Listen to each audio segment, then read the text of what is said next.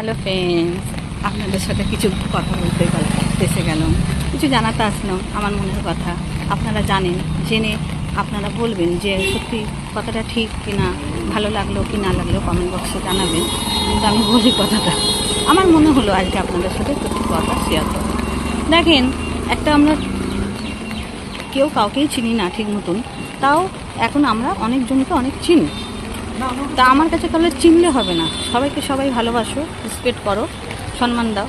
যদি আমি কাউকে না চিনি না জানি, আমি কিন্তু নিজে কাউকে চিনি জানি ওইটা বড় কথা না, কিন্তু বাড়ির ফ্যামিলি হোক আর বাইরে ফ্রেন্ডরা হোক আর যাই হোক, যদি আমার ভালো না লাগে আমি তাকে কোনো বাজে কথাও বলবো না, তাকে কোনো এও করবো না। কেন? আমি এটাই জানি, আমি ছোটোর দিয়ে এটাই জিনিস জানি, যদি কাউকে আমরা সম্মান যদি না দিতে পারি তাকে অপমান করার কোনো অধিকার আমাদের নেই। কেন? সবাই সম্মানের পাত্র, যোগ্যতা, ছোট হোক বড় হোক। আমি ছোট বড় সকলকেই আমি রেসপেক্ট করতে এটাই জানি।